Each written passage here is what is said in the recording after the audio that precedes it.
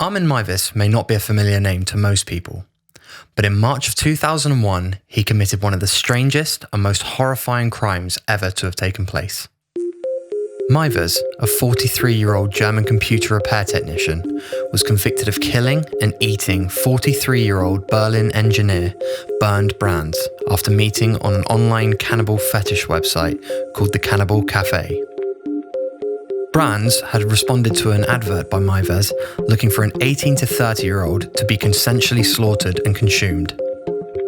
Meiwes is now serving a life sentence in prison for murder, but denies the charges on the grounds that Brands was a consenting and willing victim. What drives a person to want to consume another human? And furthermore, what drives someone to want to be consumed? This is the story of Armin Meiwes, the Rotenberg Cannibal. Investigators who have been focusing on the family home of 6-year-old murder victim Jean-Benet Ramsey have now issued 2 search warrants. Federal agents have taken into custody a man they suspect as the Unabomber. He was saving body parts such as skulls. A long time ago, being crazy meant something. Nowadays, everybody's crazy.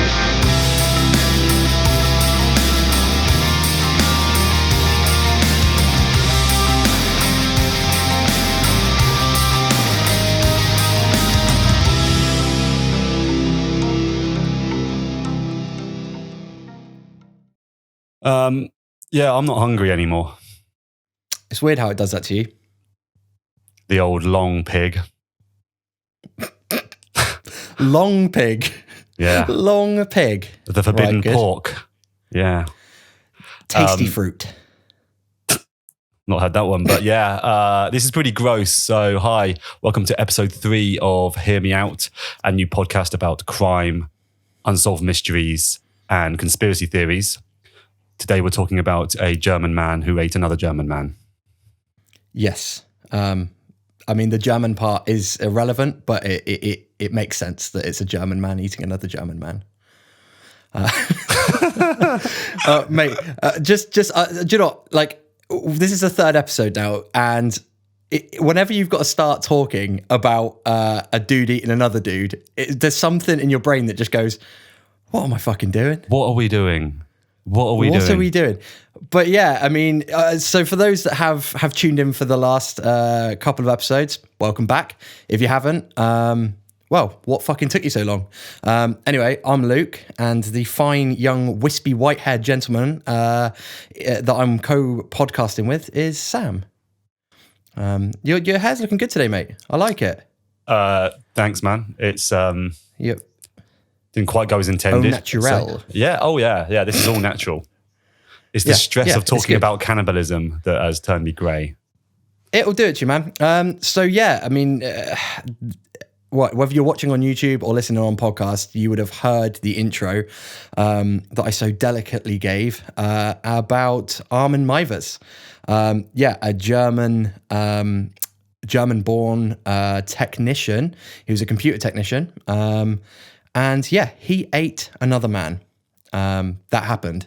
But the weirdest thing about the story that we're going to dive into is that it was totally consensual. The dude who got eaten was like, "Yeah, okay, I'm down for some being eaten." I mean, how do you feel about that, Sam? Would you go for it?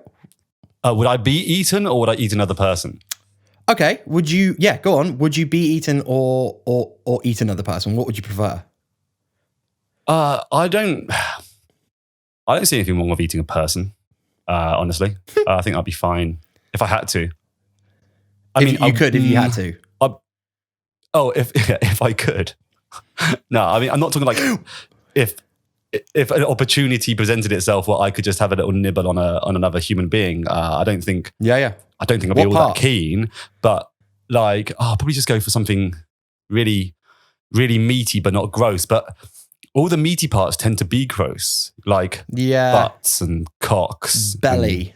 Balls. I'd go for belly. I think. But then you're eating all the stuff, especially on eaten. me. Yeah, no, that's stomach. I don't think I'd go stomach. But yeah, I mean, should we dive into this absolutely fucking disgusting story?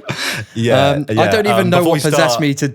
Go on. Yeah, before we start, just, you know, if you're into this sort of stuff, subscribe. Subscribe to our YouTube channel, subscribe on your podcast platforms, and you'll be alerted to whenever we pop out a new episode, which is from now on every Monday. We were doing Fridays. Fucking awful idea. What's our tagline? Fridays are for beers, Mondays are for podcasting. Also, you know, we're lazy. So we end up having all the beers, and then the podcast became Monday. So truthfully, you know.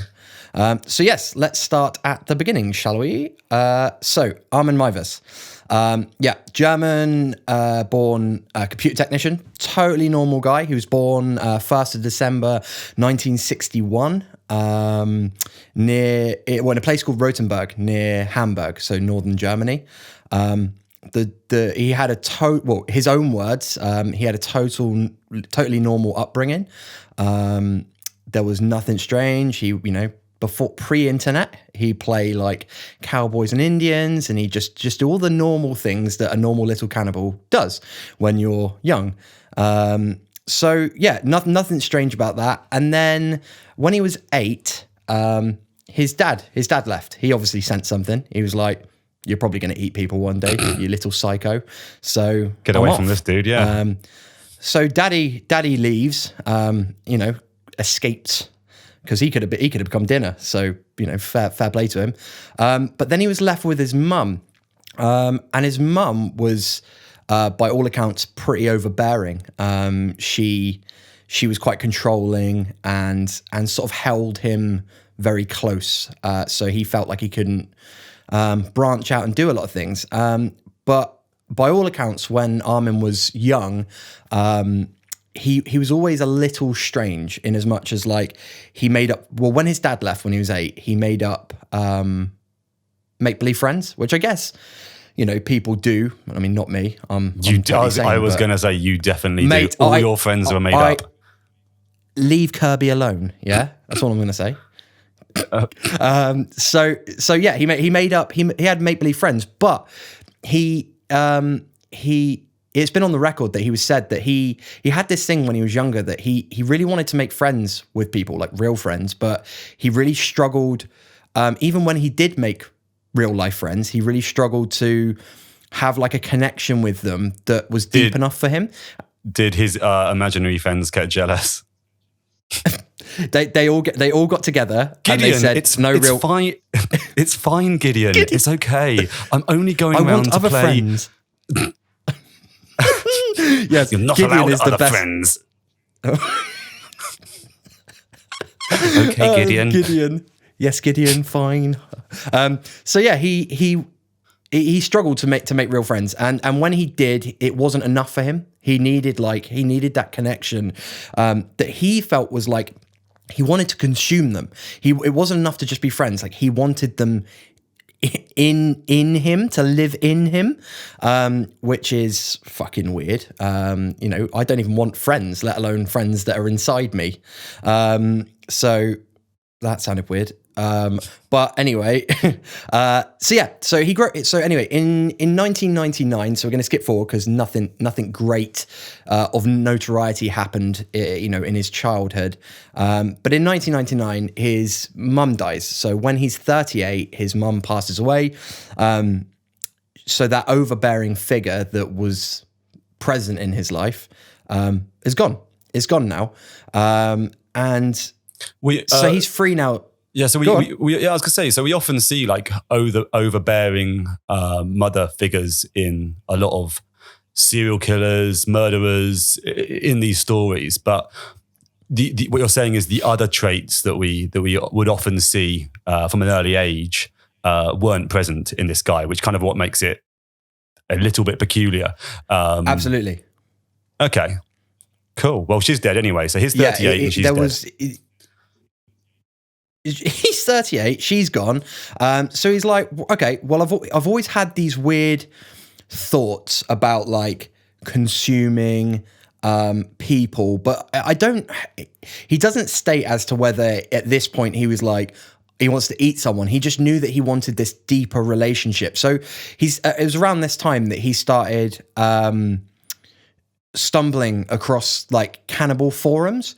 And I mean, how would you just stumble across a cannibal forum? Easy. I'm just on Amazon, just browsing some shopping. Cans of tuna. He was typing in cans of tuna, and it was cannibal, and he was like, "That sounds kind of cool." Did Google just finish the rest of the sentence for him? Like it was populated automatically, and he thought, "Oh, that does sound interesting." They know me. Yeah. So search history, auto typed it, and he lands on these cannibal sites. So he's now, and this was, so he started doing this in 2000. So a year after his mum died is when it was sort of noted that he started visiting these cannibal sites. And yeah, in 2000, he then gets up the muster, I guess, after becoming a seasoned cannibal peruser online. He goes to Cannibal Cafe, one of the good ones, which is like a forum for people to say, I like eating people, something like that. So yeah, he goes to the Cannibal Cafe website and he puts an ad. And the advert that he puts is saying that he's looking for a normal built 18 to 30-year-old male to be slaughtered and devoured, basically. He doesn't muck around. He goes, I'm fucking snacky, a little hungry, my tum-tum is empty, and I need an 18 to 30-year-old, because any older, and it starts becoming a bit mature for my liking, like cheddar. So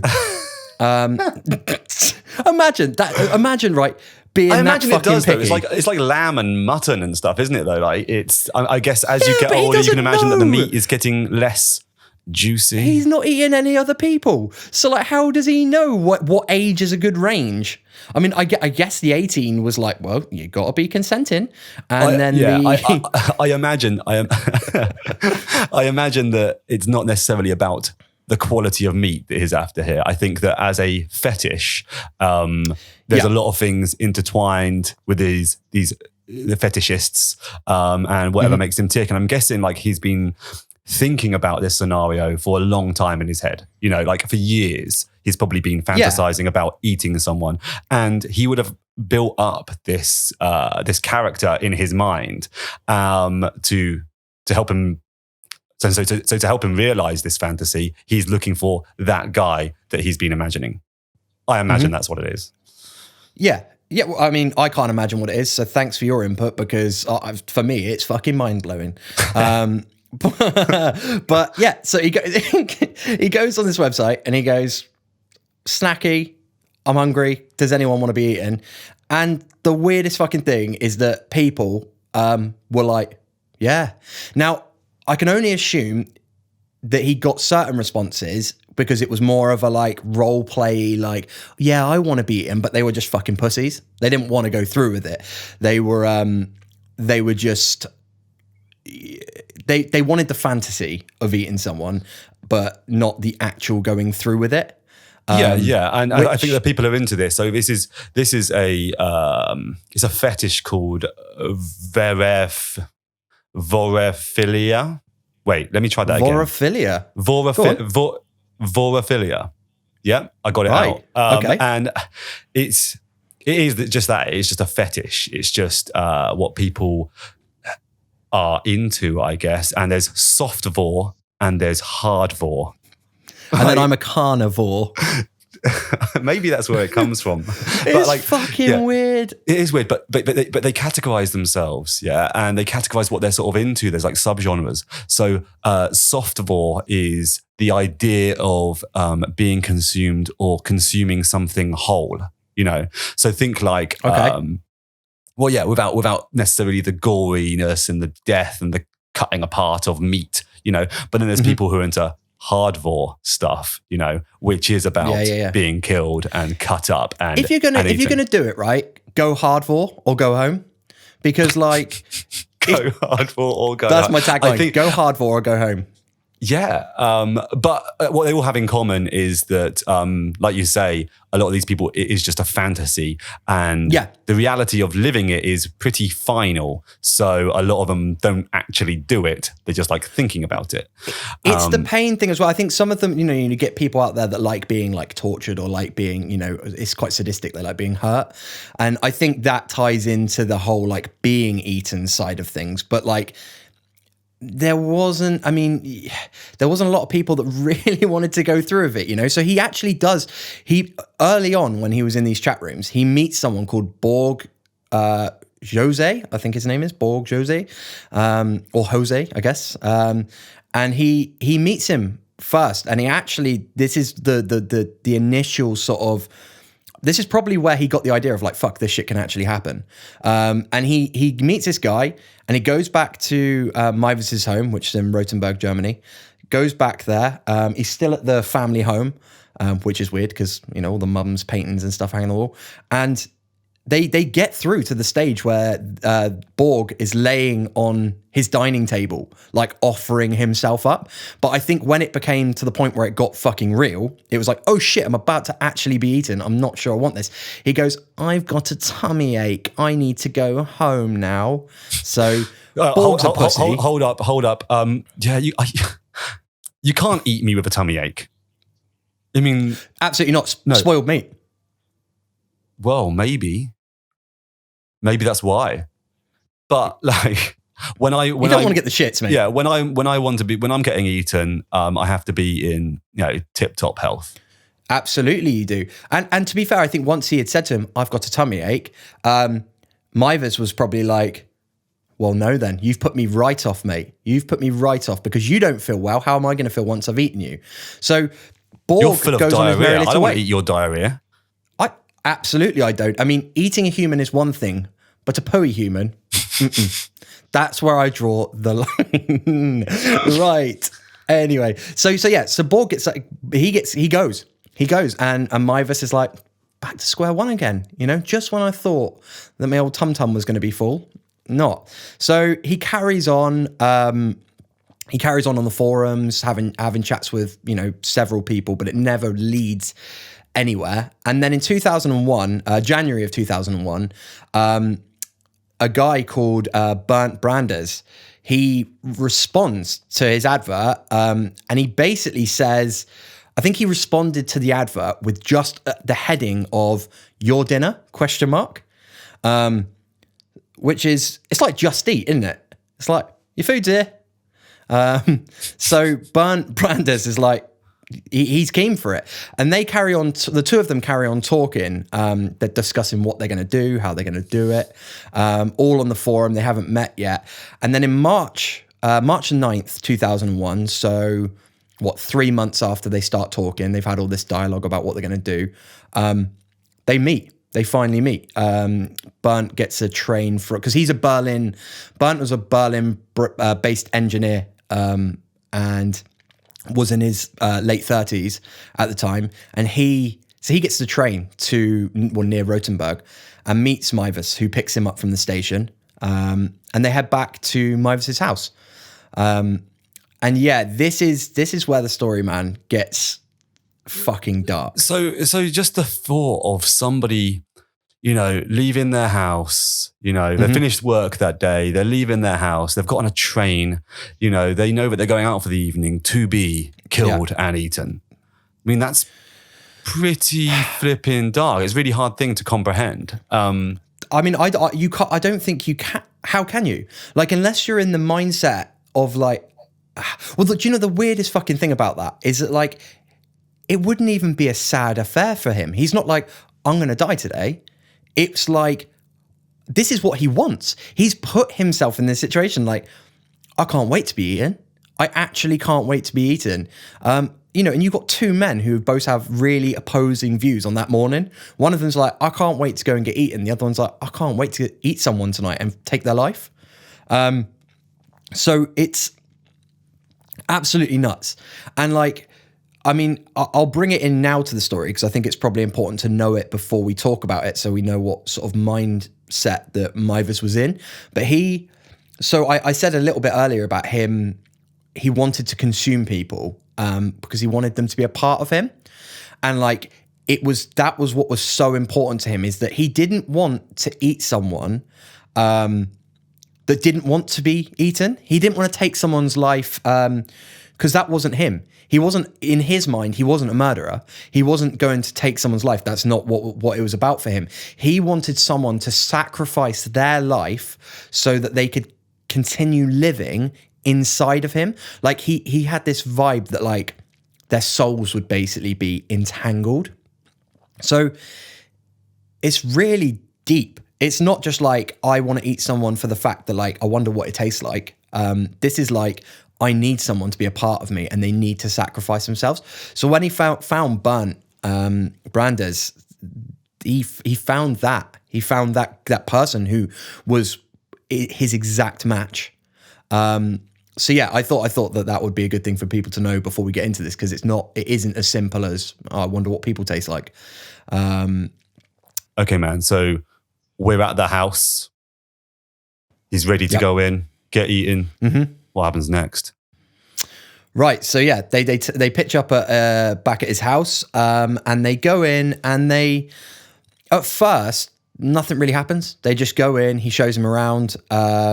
He's got like a winter garden, which is like an inside conservatory. Basically, they call the winter garden. So they go there, and he gets Bernd to strip off, get his little dinky out, and little dinky is not the way to describe that, is it? But anyway, I'm going to go with it. And he just wants to. He said, there's a really interesting interview which we'll link in the video. So Armin Meiwes talking about all this stuff. So he openly talks about it. So where we're getting our information from, is dead from the source. So yeah, he says in his own words that he wanted to feast his eyes on his dinner. That was the way he said it. It's like he wanted to see his dinner. So it's gross, man. But like they do. By all accounts, and there's nothing in depth about this, but they have sex because it is a big part of this, which I'm sure you know, is it was all for sexual gratification, as well as wanting to consume and have someone live inside them. A big part was for sexual gratification. So I think they have sex, and then Bernd swallows some sleeping pills, drinks some cough syrup, and I think and has some schnapps, because you're in Germany, and like who doesn't love schnapps? I don't know what flavor, but let's assume for the purpose of this that it's lemon. I don't know. How do you feel about lemon, Sam? I don't care.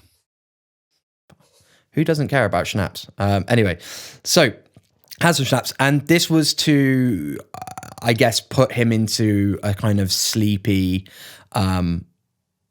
state where he probably could handle being eaten, I guess. I've never done it, so I don't really know the protocol, but that was their protocol anyway. And here is where it gets fucking gross. So, disclaimer, if you're watching this knowing already what this is about and you can't handle this next bit, then what the fuck are you doing even watching it? But this is the story. This is how it goes. So I'm going to talk about it.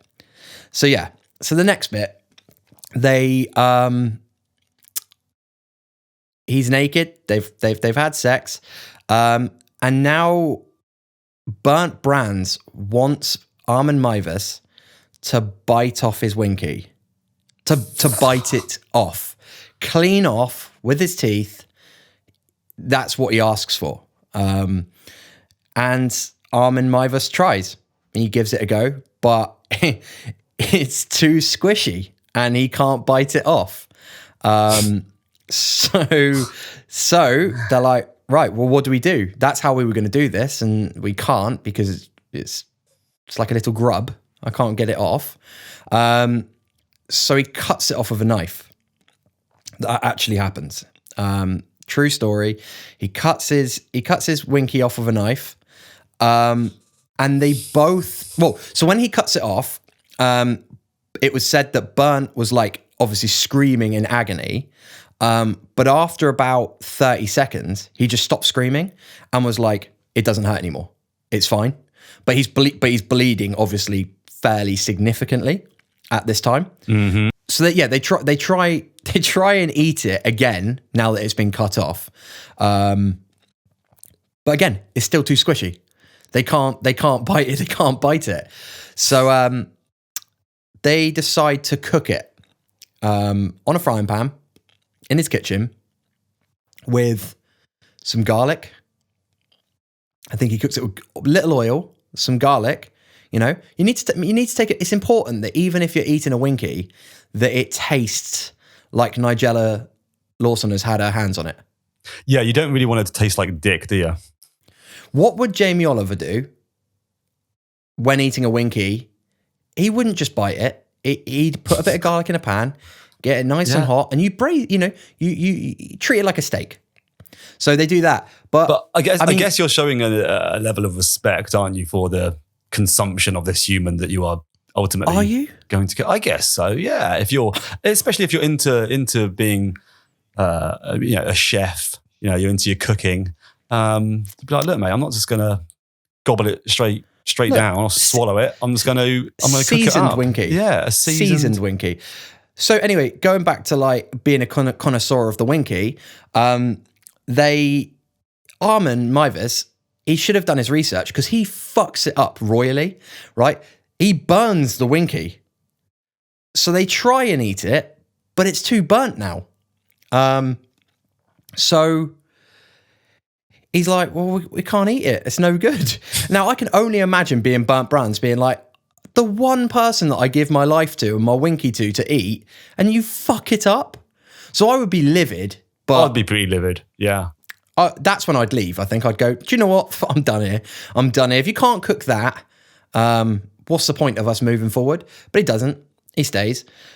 So the reports say, and this is pretty fucking gross, he feeds the burnt Winky to his dog. So the dog is just here, like just minding his own business, watching these two men have sex and then start chopping pieces off each other to consume. Right. Yeah. Normal. Yeah. And then the dog gets the Winky, which is for some reason, I think the part I find hardest about this story.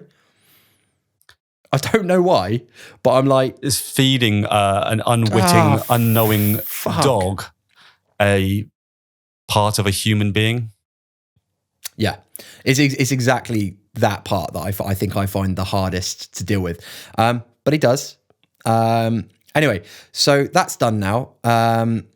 So now that the Winky's off and it's been fucked and now it's in the dog and now they're like, right, okay, well now let's stop mucking about, basically. You know, we've had starter, main course. It is time. So they now go upstairs to the bathroom, and Meiwes runs Bernd Brands a bath so that he can, I guess, slip away peacefully, and also I guess hot water thins the blood. So I think he thinks, but. I don't know how I know. I'm not a cannibal, honestly. Mm-hmm. I eat a lot of food, but not human. So yeah, he runs him a hot bath, puts him in the bath. But he's not dying very quickly. He's bleeding, but he's not dying. So over the period of about 3 hours, he reads to him a Star Trek book. Why? Do you know what I mean? Like, he's like, he puts him in the bath, he goes to his bookcase, he's like, that one. Star Trek? I haven't read that for a while. Bernd, you up for some Star Trek, mate? Have you got anything else? I've got Star Trek. Oh, there's the Jamie Oliver's cookbook that I was looking for earlier. Don't worry about that. Star Trek it is. So he comes back in, reads in the Star Trek book, for 3 hours while hopefully he slips away into a nice slumber and then he dies. That doesn't happen. It takes him 10 hours of bleeding, and he still isn't dead. So after 10 hours, at this point, he's only bleeding from where his dingus used to be. He's not bleeding from anywhere else. So yeah, I can imagine it probably takes some time to bleed out from your dingus. Yeah, that's it. That's it. He's just dingus bleeding and nowhere else. And I'd imagine after the Star Trek book being read to him, he probably wanted to die now more than anything. Because that would do it for me, I think. If there's any Trekkies out there, I don't know is that derogatory to say Trekkie? I don't know. Let us know in the comments. But that's what I'm going to say. Is 2020, Luke? You can't say Trekkie anymore? You never know, do you now? You don't know where you stand. Trekkie or Trekker.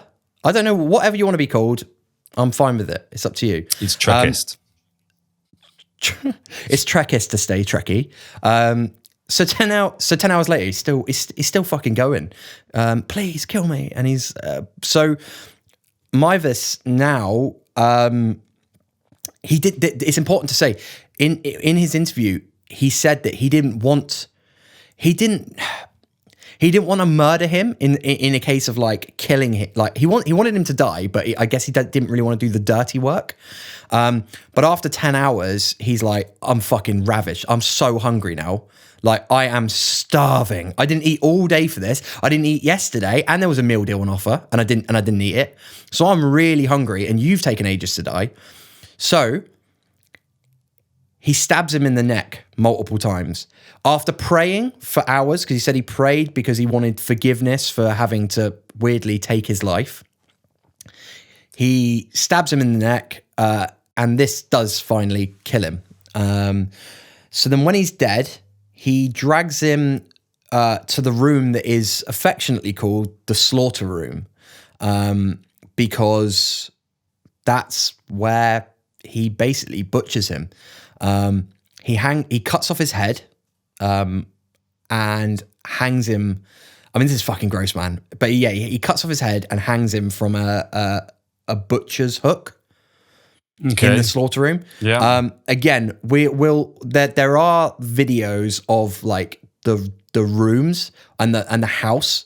And it's the fucking creepiest thing. Have you seen any of it, Sam? Yeah, have you seen any of the footage? I saw the footage of his house, and it's kind of not what I expected. I imagined this sort of quite sophisticated, professional German man living in a very clean, probably quite expensive feeling house, where I don't know what gave me that impression. Maybe, I don't know, like Hannibal Lecter, sort of that sort of level of sophistication. Yeah, no, sure. His house was an absolute hole in the ground. It was grubby. Well, it is grim. it was weird because downstairs was like fairly.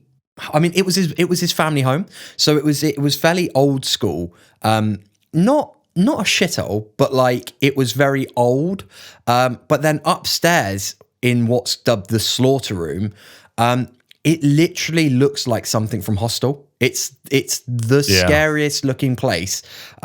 Whether he decorated it to look that scary in view of doing this shit, because it ain't right killing someone, hanging them from a butcher's hook in like, I don't know, the Sheraton, like in a really nice setting. It's like, we wouldn't want to get blood on anything, but this room is royally fucked up. It's horrible. Yeah. So yeah, he hangs him up on this hook, and it's just fucking gross. Like, so yeah, to recap, he takes him to the house, they do a bit of sex, tries to cut off his winky, it's too chewy, cook the winky, fuck it up, feed it to the dog, put him in the bath, read him a Star Trek book, he doesn't die, he stabs him in the throat, and then he hangs him from a butcher's hook. Just your average Wednesday, I guess. I mean, think about it. It's doing the research on this one was like, at first I thought that's the most weird, hilarious story I've ever heard. But actually doing the research on it, I was like, yeah, dark, I like some messed up things, but this was It was really grim, man. Yeah. Really, really grim. So now he's hung on the butcher's hook. He cuts him in half, straight down the middle. And he takes out all the organs, cleans the body with some hot water. And then he cuts them off. And then at this point is when he takes it downstairs and cooks it. So he goes downstairs. He goes back to the dining room table. He gets out the good cutlery. You know the good cutlery, right? Mm-hmm. The good cutlery. The one that mum would go, no, don't fucking touch that. Yeah. That's for humans. That's for humans. That's humans. Yeah. That's humans, right? Next door neighbours are coming over for dinner next Wednesday. That's when we bring out the good cutlery. So he brings out the good cutlery. Because why wouldn't you? And the good crockery. Pours himself a glass of red. And eats the meat with potatoes and veg. So like a Sunday roast, I guess. And in his own words, he said that, it tasted pretty much exactly like pork. But it was a bit more, it was a bit richer. It was a bit more full than pork. But he said that he got this sort of sense of, I don't know, like he'd finally achieved that thing that he wanted. He'd finally ingested a human. And that, I think that's the difference, isn't it? It's like when you, for people that eat meat or don't eat meat, but like when, it's just food. Most people nowadays just see it as like food. You don't see it as rightly or wrongly, by the way, it's like when people eat meat, I guess they just eat it as food. But with him, it was like this deep, profound, like your soul is going into me as I'm eating this meat. Yeah, it's funny you say that. Like that's kind of been the persistent theme on cannibalism for for as long as like records last. Really, going back even to ritualistic tribal ceremonies where humans would be sacrificed and people would eat another human. It's all about the bestowing of power.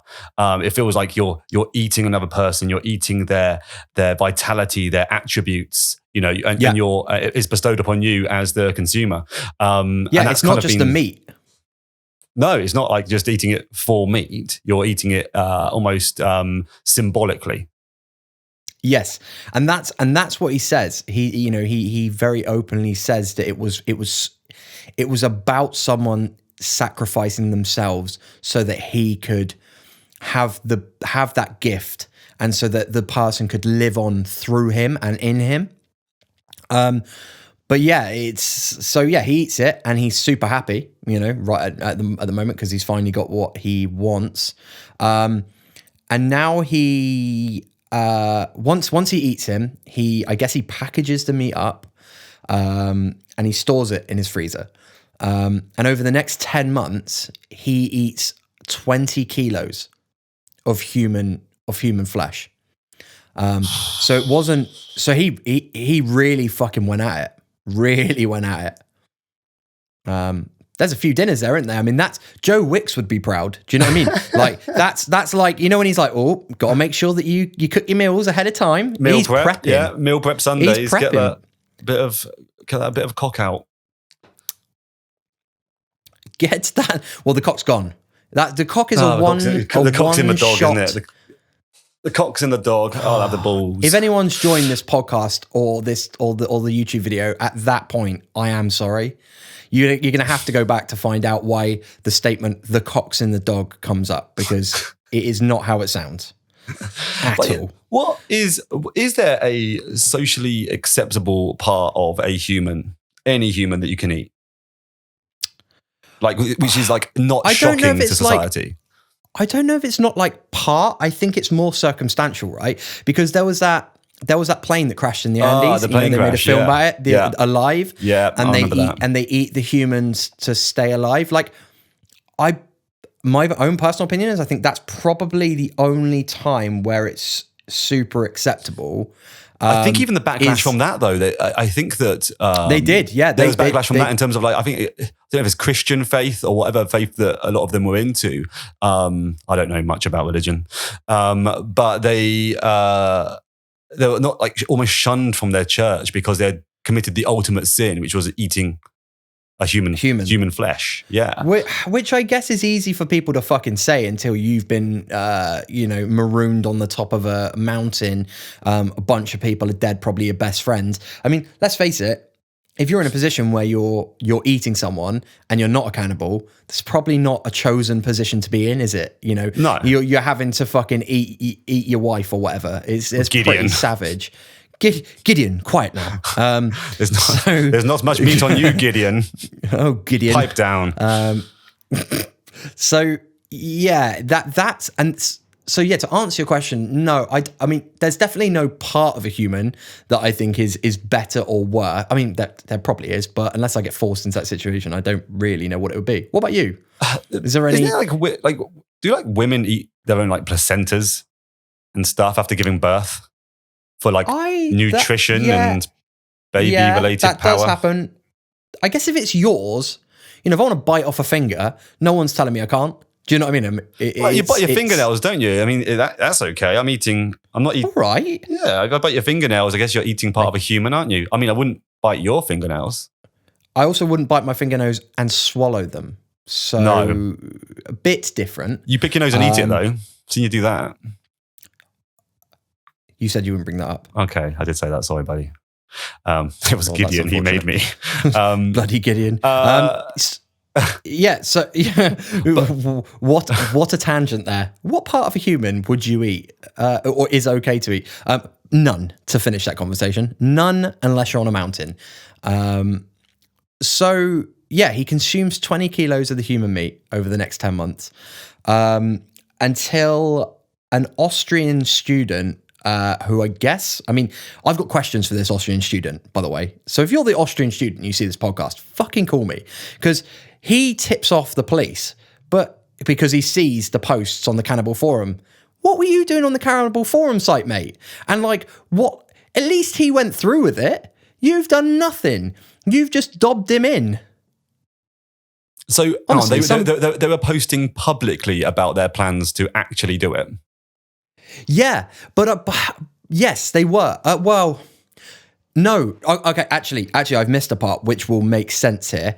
I'll slot this in now. So after he eats Bernd, he goes back on these forums and starts posting for his next victim. So he's back up now, posting, but he doesn't get any. He doesn't go anywhere. No one else comes forward. He obviously finds the one free meal that he gets, and that's it. So this Austrian student, he obviously sees this, and he's like, "Shit!" Like this. Well, at this point, I don't know how the Austrian student. If anyone does know, please let us know. But I don't know how the Austrian student finds out. But I think he tips off the police definitely about few posts after the incident happened. So he's back on there looking. Maybe he said somewhere that maybe he says that the posts alluded to him eating someone. But yeah, I mean, what are your thoughts on all this up until now, mate? I don't know, man. Humans are really fucking weird. Like, it's such a shocking story that a man would eat another man, even though he's willing. He's giving himself up for that.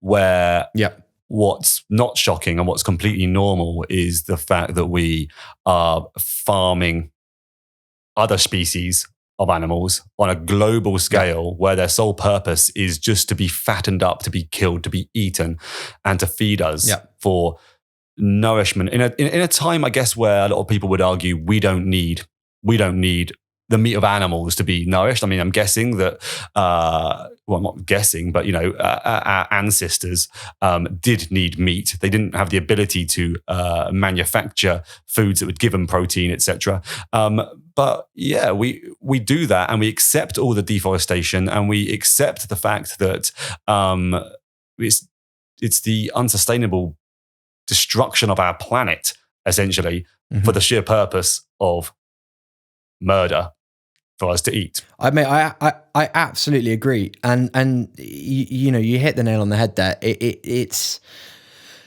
what a weird world we live in when it is acceptable to do that, and it's not shocking. It's everyday life. It's not weird at all. But yet, this case, and I'm not even a vegetarian. I'm not even a vegetarian, and I'm not siding. No, I'm not siding with a guy who likes to eat other guys either. I'm just saying that it's completely. No, it's transparency, isn't it? It's if I was an alien looking down at this planet, I'd be going, "Where'd you guys get off? What the fuck? Where'd you guys get off? What are you doing? Sorry. What? Like, why? So this person's. Yeah, it's so weird. So yeah, the fact that this story's so nuts because a guy who wanted to be eaten gets eaten, yet us eating animals where that's not the case. Is totally fine. I guess where money is the answer to that anyway. But that's a different topic, I guess, altogether. Yeah. But so anyway, going back to the story, the police get tipped off by an Austrian student. They pay him a visit, and they do a search of the house, and they find a false bottom in his freezer, and under that is where all the meat's being stored, which weirdly they ask him, obviously, what the fuck's this, mate, in this false bottom in the bottom of your freezer? And he says, oh, it's just wild pig. And it's like, come on now. Like you... das ist einen Human, Winky. Es hat ein gut geschmeckt. Das Schwein, ja? But no, he doesn't. He says it's pig. But the weirdest thing about that is obviously the reason that we know all these details, other than Armin Meiwes telling in interviews what happened, the whole thing was videotaped. They had agreed at the beginning that everything was going to be videotaped. And I guess that was for his sexual gratification after it had been done, so that he could watch the process again. But obviously that, sealed his fate. They found the tapes, they found the meat, minus the 20 kilos that he had stuffed down his gullet. Fatty human eater is what his nickname is. So they find the meat, and they arrest him. They're like, no, mate, you've definitely eaten all these people, and that's bad. Well, you've eaten all these people. You've eaten this one person, and here's some of his meat left. And that happened. The raid happened on December the 10th, 2002. So when they met was March the 9th, 2001. So it was a year. Yeah. Oh, was it a year? No. It was March 2001 they met, December the 10th, 2002. So over a year. So yeah, he had eaten his way through the meat. Police got the tip off. They find him. Anyway, they take him in. And this goes back to what you're saying. At the time, there was no law prohibiting cannibalism. Well, there isn't. In Europe and the US, I still believe this is the case, where there's not actually a specific law that says you're not allowed to eat the meat of another person. What people get done for is either murder, because how do those person get to be dead in the first place? It's desecration of a corpse, I guess. So even if you were to find a dead body and you would go, oh, this is a good opportunity for me to have a taste, it's desecration of a corpse, or necrophilia, because ultimately if it's some sort of sexually driven act, and eating it is part of that, then yeah, you're kind of having sex with a corpse. So those are normally the charges that people get charged for. Yeah. But I guess where we're getting to here is the trial. It's the conviction. Mm-hmm. Is it murder if someone is willingly giving themselves up to be killed? Yeah. Well, that's the thing. I mean, we said earlier that there was no laws against cannibalism, and there was certainly nothing in place for someone wanting to be eaten, because it had never happened before. I mean, not in modern day society. I mean, I get, maybe someone sacrificed themselves, fucking hundreds of years ago, but in modern day society, it just never happened. No one was like, I want to eat someone, and someone was like, you can eat me if you want.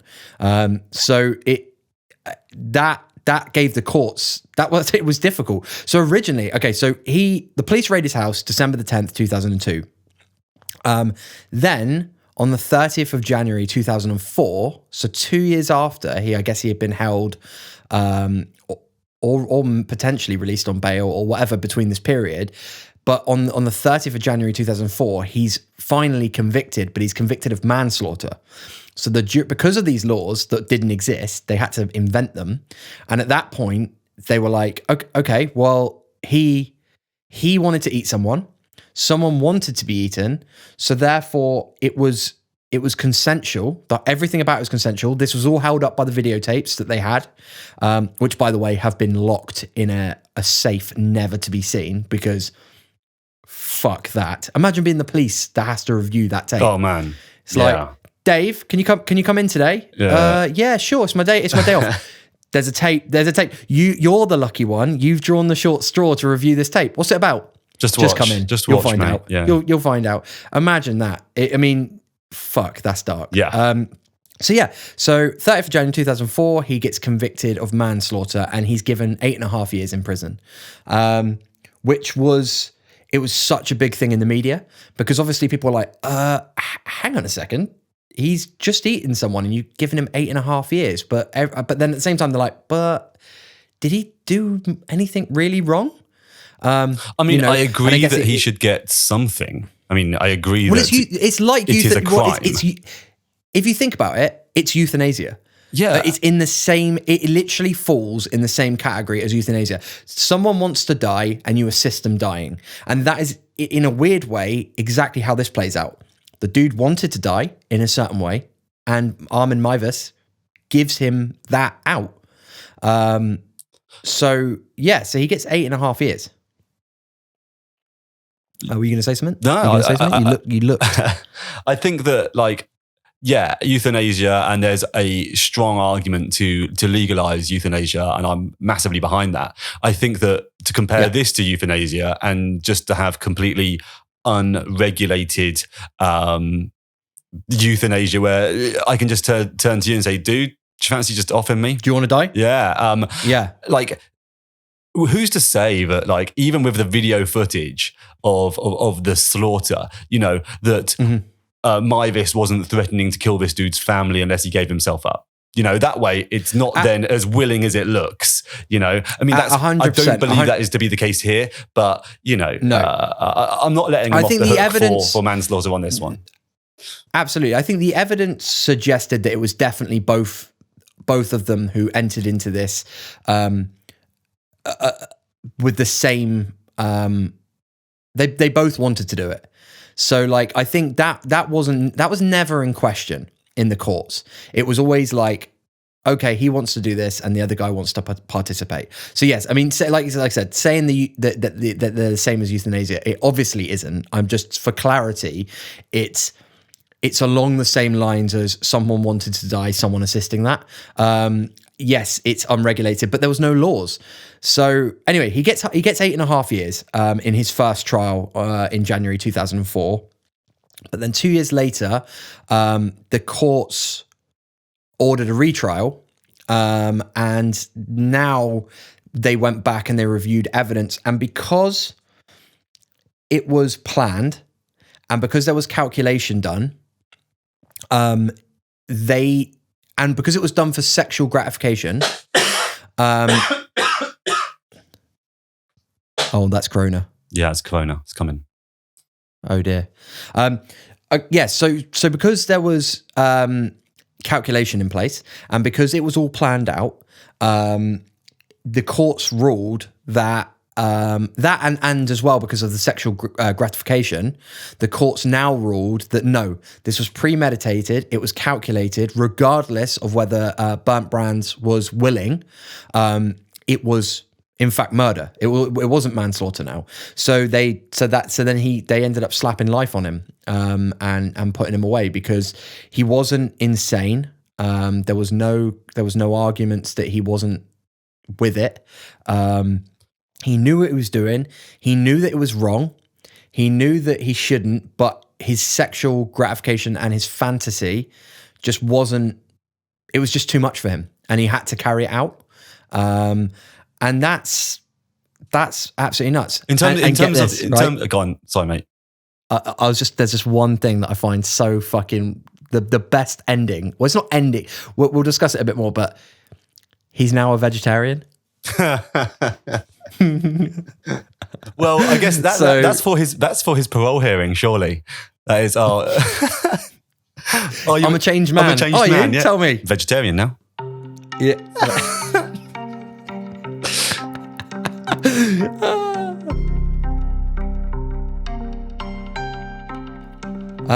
So yeah, that's the end of this week's episode on Armin Meiwes, the Rotenberg Cannibal. It's nuts. It's crazy. It's as all of our stories, either true crime, mystery, conspiracy, we try and bring stories that are maybe not in the public eye as much, or you might have known about the story, you might not have known about the story, but either way, it's crazy how one person found another person in the same country, and they both had opposing ends to the same idea. It's the weirdest story. Yeah, man. Completely grim. We'll try and make it less gross next week. It's my episode next week, so I look forward to that. Ooh, exciting. Yeah. But yeah, thanks for tuning in. Thanks for checking us out. As always, hit the like button, hit the subscribe button, and yeah, keep your eyes open for our next installment. Yeah, subscribe or tell Armin Meiwes where you live. He's going to gobble off your dick. Shit. Bye.